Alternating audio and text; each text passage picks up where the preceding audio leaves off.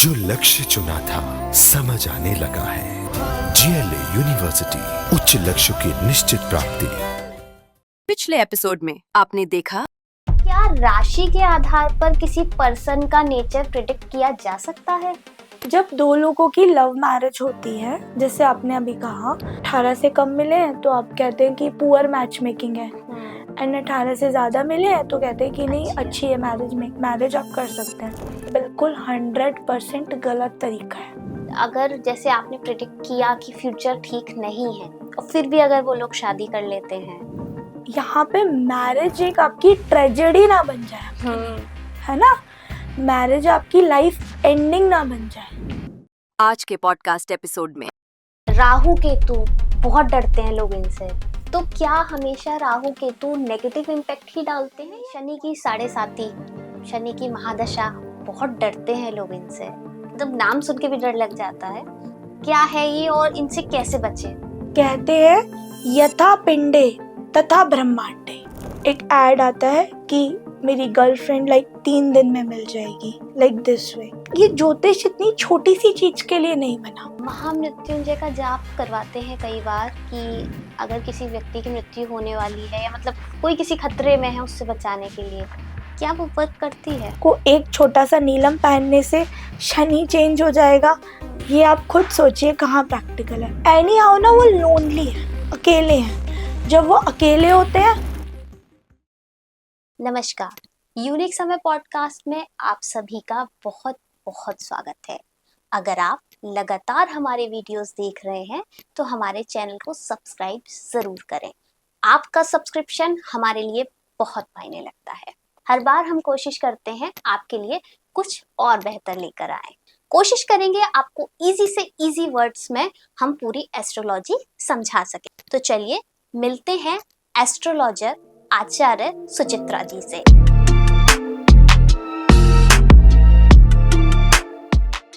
राहु केतु बहुत डरते हैं लोग इनसे, तो क्या हमेशा Rahu Ketu negative impact he डालते हैं या पॉजिटिव इम्पैक्ट भी डालते हैं? देखिए खुशबू जी, कुंडली में नेगेटिव और पॉजिटिव ये 2 वर्ड बिल्कुल वर्क नहीं करते हैं। हर चीज का कुंडली में मीनिंग होता है, हर योग का कुंडली में मीनिंग होता है, ठीक है। राहु आपके चार्ट में जहां पर भी बैठा है, ठीक है ना, उसका एक मीनिंग है। नेगेटिव और पॉजिटिव ऐसा कुछ भी नहीं होता है, ठीक है। दूसरी बात ये है कि मोस्ट इम्पॉर्टेंट क्या होता है कि आपने क्या एक्सपीरियंस करना है। आपने राहु को क्या एक्सपीरियंस किया है? आपने राहु को पॉजिटिव एक्सपीरियंस किया है या नेगेटिव एक्सपीरियंस किया है? मैं आपको एक एग्जांपल देके समझाती हूँ कि राहु क्या है, what is exactly Rahu. Rahu आपकी अनफुलफिल्ड डिजायर है, जिसके कारण आपका बर्थ होता है, ठीक है ना। राहु क्या है? राहु इज मोर पैशन, है ना। Rahu is very important nowadays. अगर राहु ना हो तो हम इस पॉडकास्ट के जरिए लोगों को अपना जो मैसेज है वो ना दे पाए, क्योंकि राहु इज प्योर टेक्नोलॉजी, ठीक है। जितना भी यूट्यूब है, जितनी भी टेक्नोलॉजी है, जितना भी एआई है, वो सब राहु ही तो है। तो राहु तो बहुत इंपॉर्टेंट है हमारे लिए, बट इसके मीनिंग क्या है कि हम राहु को पॉजिटिव वे में यूज कर रहे हैं या हम राहु को नेगेटिव वे में यूज कर रहे हैं। अब थोड़ा सा मैं आपको केतु समझाने की कोशिश करती हूँ। What is Ketu? केतु आपके चार्ट में सबसे बहादुर प्लैनेट होता है, ठीक है ना। केतु मोक्ष कारक होता है, ठीक है। केतु आपको बहुत हाई लेवल की स्पिरिचुअलिटी देता है, ठीक है। अब एक एग्जाम्पल से समझते हैं कि कोई संत के पास हम जाते हैं, ठीक है। अब उनके लिए क्या है, केतु प्रोमिनेंट है या राहु प्रोमिनेंट है? केतु। उनके लिए केतु प्रोमिनेंट है, क्योंकि उनकी सोल की डिजायर क्या है? स्पिरिचुअलिटी, नाम जाप करना, हाईएस्ट लेवल पे उस परम ब्रह्म को अटेन करना। तो उनके लिए केतु इज मोर प्रोमिनेंट। अगर आप किसी यूथ से मिलेंगे, है ना, जो एआई सेक्टर में वर्क कर रहा है या कुछ नया अपनी लाइफ में out of the box thinker है राहु, राहु वो सोच सकता है जो 9 प्लैनेट्स में से कोई प्लैनेट नहीं सोच सकता। ये चीज़ें बहुत डीप हैं, समझने की कोशिश कीजिए। हमेशा राहु केतु को नेगेटिवली फ्रेम नहीं कर सकते। राहु केतु तो बहुत इंपॉर्टेंट है हमारे चार्ट में। अभी हमारे गुरुजी ने हमको सिखाया था कि अगर राहु केतु ना हो तो आप बताइए, आप उस चार्ट में कैसे पता कर सकते हैं कि क्या आपने अपनी पुराने जन्म में फुलफिल किया है, क्योंकि जो आप पुराने जन्मों में फुलफिल करके आए हैं वो केतु है। जो आपको इस जन्म में फुलफिल करना है वो राहु है। तो बताइए, आप बिना राहु केतु के आप कैसे प्रोमिनेंटली अपने चार्ट को रीड कर सकते हैं। विष्णु जी ने जब स्वर भानु राक्षस का सर काटा और वो 2 पार्ट्स में डिवाइड हो गए, जो सर है वो राहु है, जो धड़ है जिसके पास केतु सर नहीं है। है वो केतु है। तो विष्णु जी को पता था, उनको मालूम था, वो भैया हमारे create sustainer of the universe है ना, इस ब्रह्मांड को सस्टेन करते हैं विष्णु जी। उन्हें पता था कि इन दोनों की बहुत ज़्यादा इम्पोर्टेंस है कुंडली में। ये जो 2 बहुत इम्पोर्टेंट पार्ट हैं हमारे लाइफ के, वो सिर्फ राहु केतु ही मैनेज कर सकते हैं। तो राहु केतु, आप बताइए, आप अपनी लाइफ में क्या इम्पोर्टेंट समझते हैं? आप राहु को अगर मोस्ट इम्पोर्टेंट समझते हैं तो राहु आपके लिए 100% पॉजिटिव है। अगर आप किसी संत से पूछेंगे, है ना, तो उसकी क्या 100% डिजायर है सोल की? नाम जाप करना, मैंने अभी बताया, है ना, कि परम ब्रह्म को प्राप्त करना, तो वो केतु ड्रिवन है। तो फिर एक तरीके से ये नेगेटिव कैसे हो सकता है? मतलब लोग डरते हैं कि राहु हावी है हम पे, केतु हावी है, इस तरह से लोग डरते हैं। देखिए, राहु है ना, इल्यूजन क्रिएट करता है माइंड में। तो लोगों को लगता है कि हमारा mind any how illusion world में ना चला जाए, है ना। तो लाइक दिस वे लोग राहु से डरते हैं। डरने की तो आपको किसी भी प्लैनेट से ज़रूरत ही नहीं होती है। अगर आप अपने कर्मों पे स्टिक हैं, अच्छे कर्मों पे स्टिक हैं, और आपको सपोर्ट करने वाले प्लैनेट्स आपके साथ हैं आपके चार्ट में, तो महादशा सपोर्ट करनी चाहिए। तो मोस्ट इम्पॉर्टेंट सिंपल शब्दों में मैं आपको बताऊं, कोई भी ट्रांजिट नेगेटिव या पॉजिटिव आपके लिए जब ही करता है जब आपकी महादशा नेगेटिव या पॉजिटिव होती है। क्योंकि महादशा क्या होती है?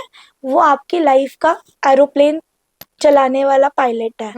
अगर पायलट जितना अच्छा एरोप्लेन चलाएगा, आपकी लाइफ उतनी स्मूथली एक पर्टिकुलर जगह पर पहुंच जाएगी। जाएगी। तो that is how Rahu Ketu works. हम यूज एक तरीके से हम पे निर्भर करता है राहु केतु हमारे ऊपर कैसे वर्क करेगा। राइट, आपके चार्ट में एग्जैक्टली क्या योग है।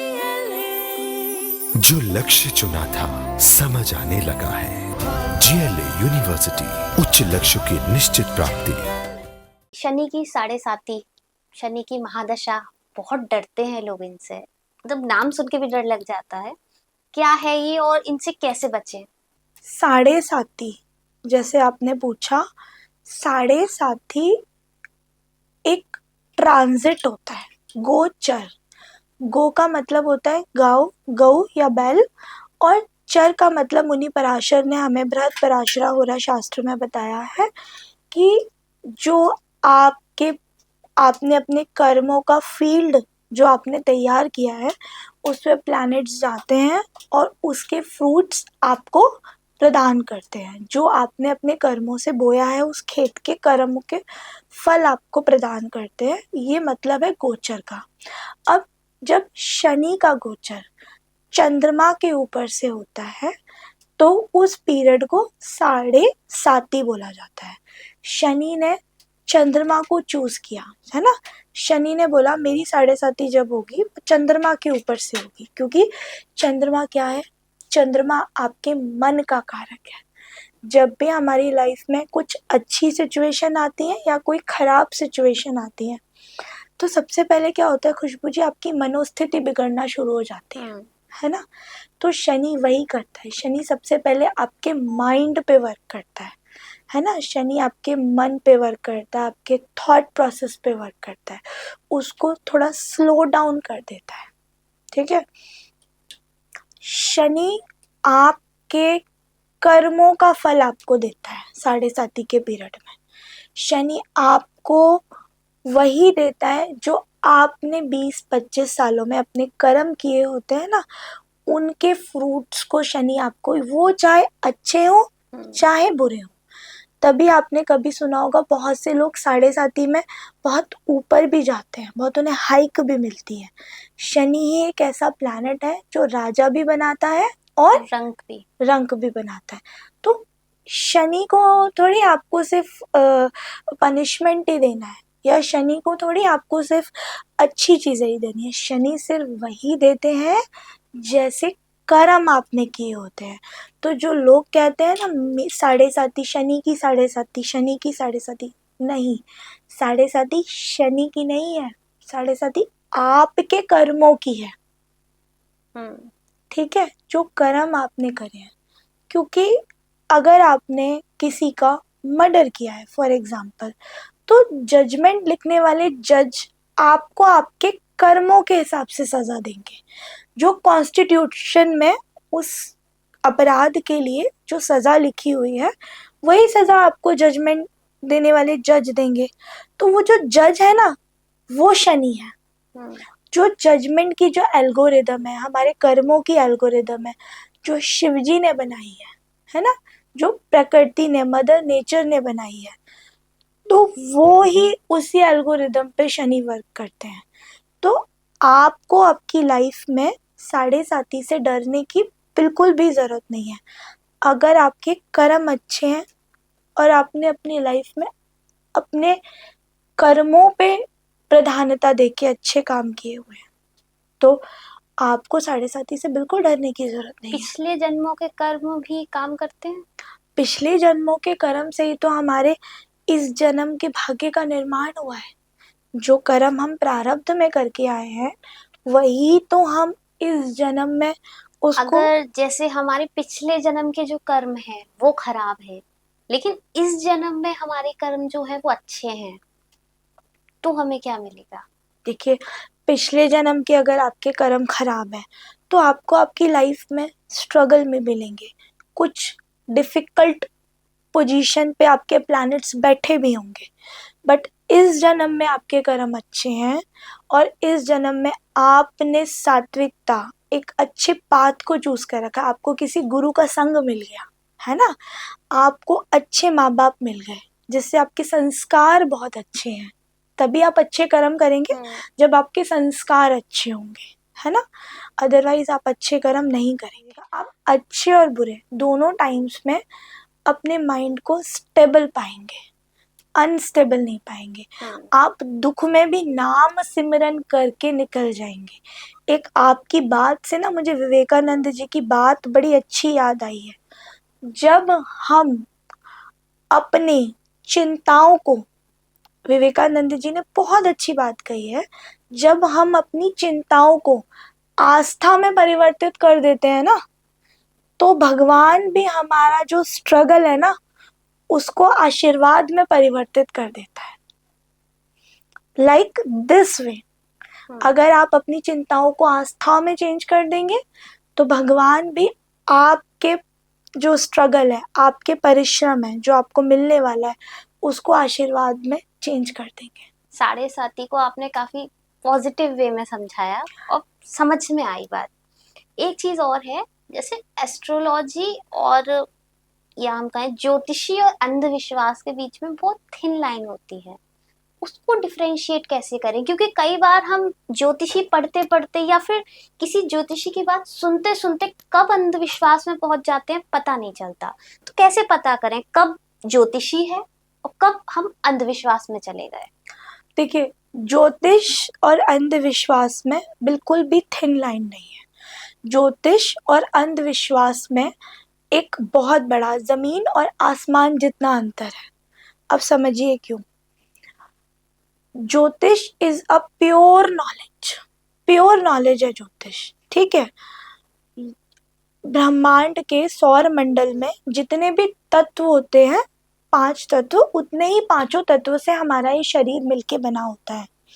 कहते हैं यथा पिंडे तथा ब्रह्मांडे, ठीक है।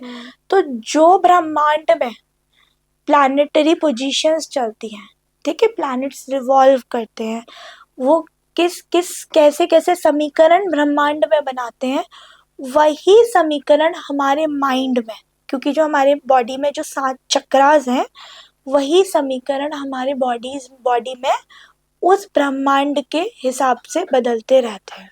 ठीक है, तो जो ब्रह्मांड में प्लैनेटरी पोजीशंस चल रही हैं, ठीक है, सौर मंडल में ग्रहों का मूवमेंट चल रहा है, ट्रांजिट चल रहा है, उसके अकॉर्डिंग ही हमारे बॉडी में हमारे 7 चक्रास का वर्क हो रहा है।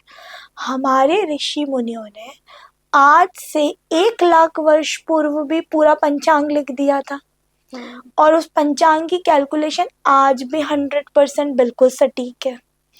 बट प्रॉब्लम वहां होती है जब लोग ज्योतिष को सोल पर्पस के लिए यूज नहीं करते हैं, वो छोटे छोटे टोटकों पे वर्क करते हैं।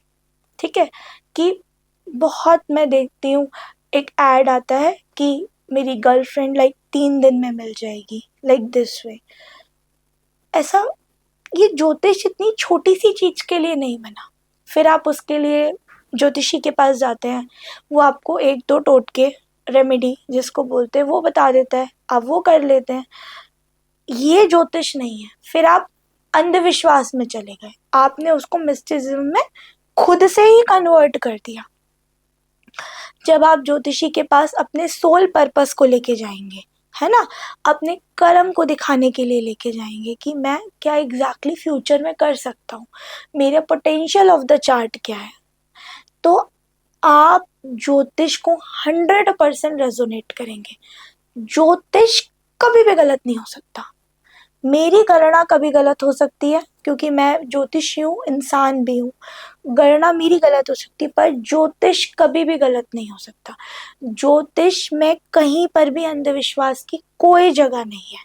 ये अंधविश्वास जो लोग अपनी दुकानें चलाते हैं, लोगों के मन में डर फैलाते हैं, 7.5 का डर हो गया, बहुत पॉपुलर है, मंगल दोष का डर हो गया, बहुत पॉपुलर है।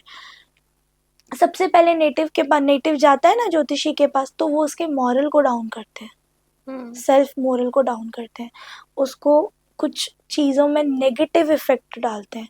वो जो ऐसा करते हैं वो एनी हाउ अपने कर्मों को भी खराब कर रहे हैं।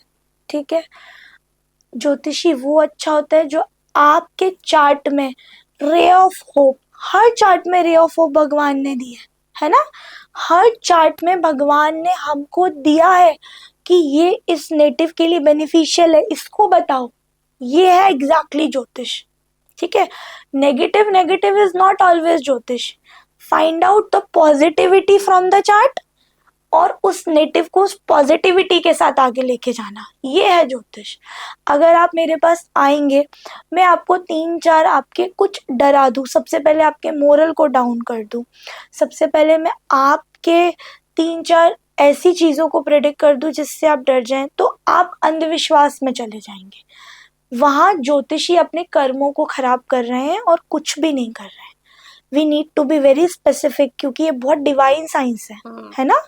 इसका पॉजिटिव वे में उपयोग कीजिए और इसका यूज कीजिए। 100% ज्योतिष बिल्कुल सही है।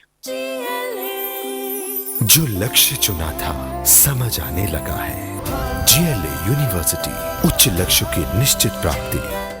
महामृत्युंजय का जाप करवाते हैं कई बार कि अगर किसी व्यक्ति की मृत्यु होने वाली है या मतलब कोई किसी खतरे में है, उससे बचाने के लिए, क्या वो वर्क करती है? बिल्कुल वर्क करता है। महामृत्युंजय मंत्र बिल्कुल वर्क करता है। लेकिन अगर उसकी कुंडली में मृत्यु लिखी है, फिर भी उसको कुछ एक टाइम पीरियड मिल जाता है, एक पर्टिकुलर, उस मृत्यु से स्ट्रगल नहीं करता हूँ। बहुत से लोग आपको देखेंगे मृत्यु के लिए भी बहुत स्ट्रगल करते हैं। तो अगर बहुत बार किसी की मृत्यु में बहुत स्ट्रगल भी होता है ना, ठीक है, और वो लाइफ में अगर देखिए वापस आने का योग है, मृत्यु योग नहीं लिखा, वापस आ जाएगा, 100% महामृत्युंजय वर्क करता है। ठीक है, और अगर उसको जाना है तो महामृत्युंजय मंत्र ऐसे हेल्प करता है कि उसको बहुत स्मूथ डेथ दे देता है।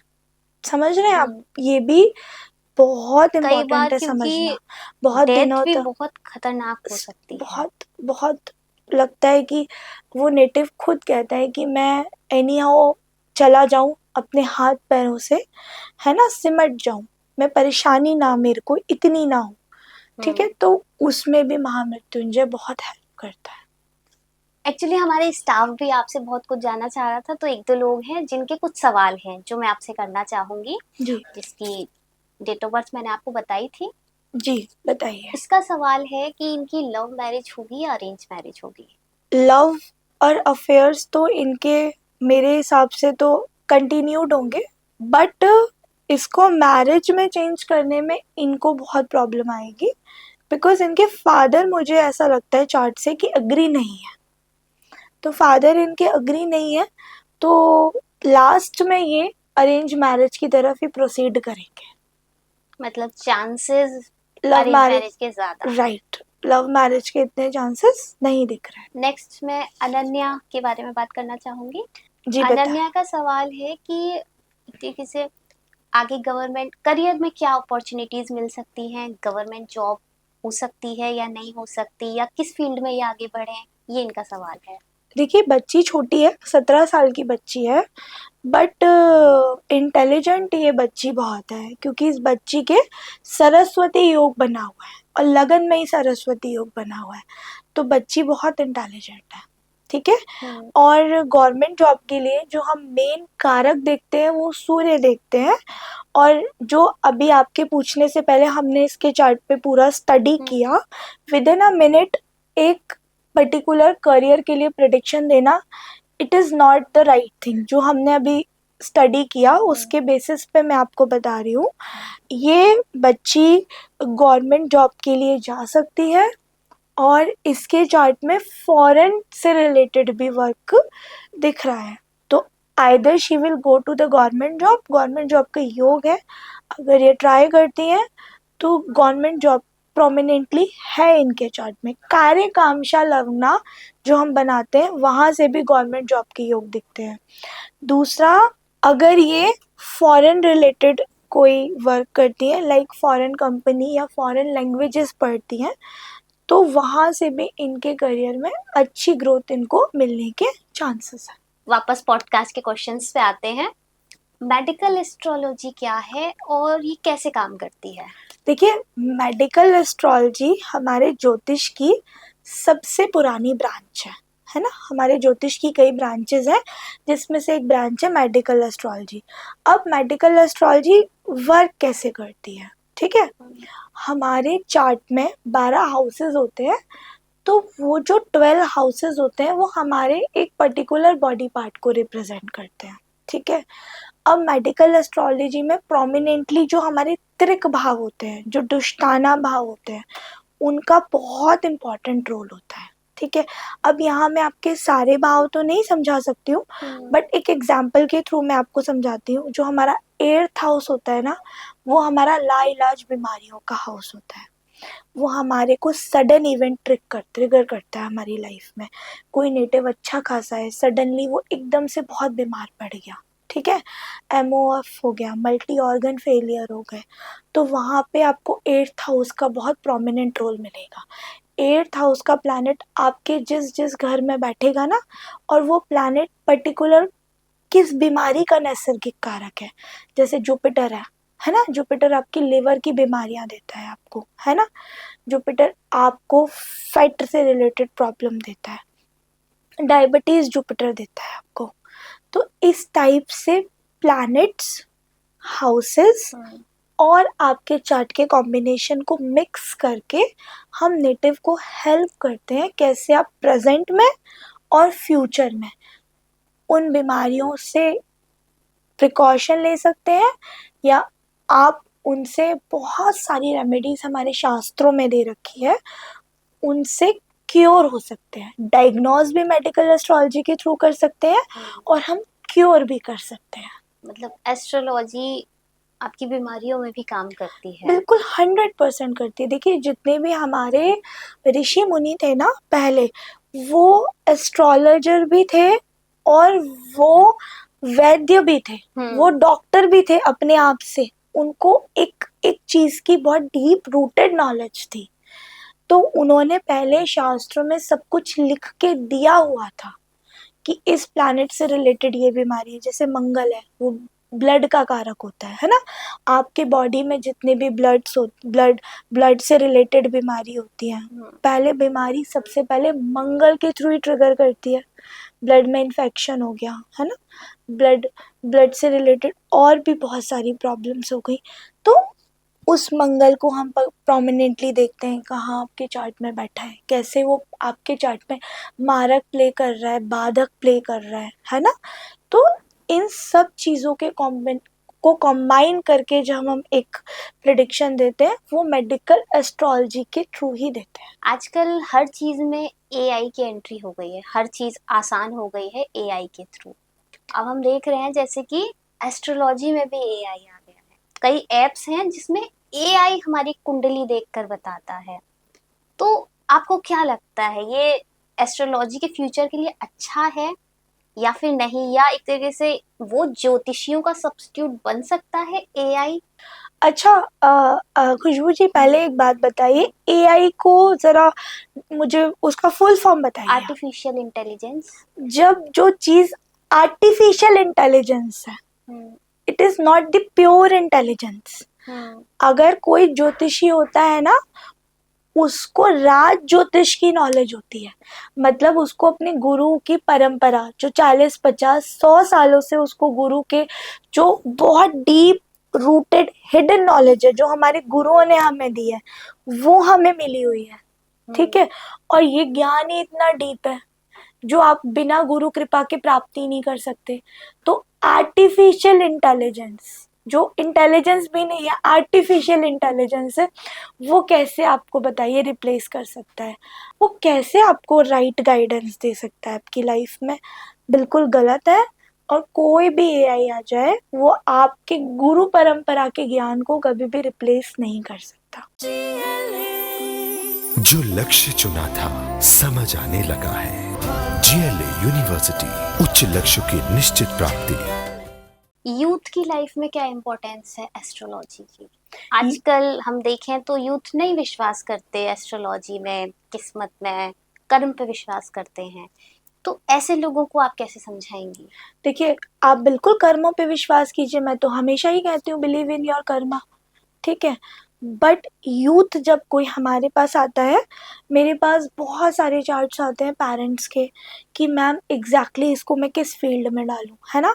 मेरा बच्चा अलग किसी गलत रास्ते पे चला गया है, तो मैं इसको कैसे वापस लेके आऊं? तो एस्ट्रोलॉजी आपके मंत्रों के थ्रू आपके माइंड पे वर्क करती है। मंत्र जो आपके मन पे वर्क करे, ठीक है ना, जो आपको प्योर गाइड करे। ठीक है। सिंपल गाइडेंस है, हम उनको प्योर सिंपल गाइड करते हैं। देखिए, आपके चार्ट में इन चीज़ों के योग बने हुए हैं, आप इसको लेके अपनी लाइफ को रूल कीजिए। हिंड्रेंसेस भी नहीं आएंगे, कोई जल्दी से डाउनफॉल भी नहीं आने वाला। आप अपनी लाइफ को बेटर वे में जी सकते हो। ज्योतिष की मदद से आने वाली चीजों को रिप्लेस नहीं कर सकते, बट स्मूथ कर सकते हैं। रत्न काम करते हैं, जैसे हम पहनते हैं ना, ये वाला रत्न पहन लीजिए, इससे ये अच्छा हो जाएगा। देखिए, कोई भी रत्न आपके अंदर के चक्रास पे वर्क करता है। इतने बड़े शनि प्लैनेट को एक छोटा सा नीलम पहनने से शनि चेंज हो जाएगा? ये आप खुद सोचिए कहाँ प्रैक्टिकल है। रत्न एग्जैक्टली कैसे वर्क करते हैं? रत्न आपको आपकी उस टाइम फ्रेम में जो आपके डिजायर है, ठीक है। कोई मान लीजिए मेरे पास एक कंसल्टेशन आई थी, एक आर्मी नेवी में थे, वो बहुत बड़ी पोस्ट पे, बट वो उस पीरियड ऑफ टाइम पे शादी नहीं करना चाहते थे। वो कह रहे थे मैम अभी मैं करियर ओरिएंटेड रहना चाहता हूँ, अभी आप मेरी इस चीज़ में हेल्प कीजिए कि मेरे पेरेंट्स चाहते हैं कि मैं शादी कर लूँ, बट राइट नाउ अभी 5 साल मैं शादी नहीं करना चाहता। तो उस पर्टिकुलर सिचुएशन में मैंने उनको एक रत्न पहनाया, जो उनकी शादी का माइंडसेट क्लियर हो गया कि अभी 5 साल वो शादी नहीं करना चाहते, ये 5 साल वो अपने करियर में फोकस करना चाहते हैं। तो रत्न ऐसे वर्क करते हैं। ऐसा नहीं है कि आपने एक कोई रत्न पहन लिया और उसको लाइफ टाइम पहने रहा, ऐसा नहीं है। कोई महादशा, आपका कोई पर्टिकुलर वर्क, उसमें 100% रत्न आपको हेल्प करता है, ठीक है, आपको हेल्प करता है, आपके लाइफ में चीजों को पाने में हेल्प करता है। That's how Ratna work. Youth में आजकल डिप्रेशन बहुत बढ़ रहा है ना? तो डिप्रेशन से वो लोग कैसे बचें, कुछ गाइड करना चाहेंगे आप? देखिए, डिप्रेशन का ना सबसे इम्पोर्टेंट जो रोल प्ले यूथ की लाइफ में हो रहा है ना, तो जो उनका मन है ना, मन उनके कंट्रोल में नहीं है। वो होते तो फेसबुक और इंस्टाग्राम पे लाखों दोस्तों के साथ है, ठीक है, बट अंदर से उनके पास एक भी ऐसा बेस्ट फ्रेंड नहीं होता जिनके साथ वो अपने मन की बातों को शेयर कर सके, ठीक है, असली फीलिंग्स बयां कर हाँ, सके। अपनी असली फीलिंग्स को शेयर कर सके, ठीक है। एनी हाउ ना वो लोनली है, अकेले हैं। जब वो अकेले होते हैं तो उनकी लाइफ में डिप्रेशन की एंट्री हो जाती है ना।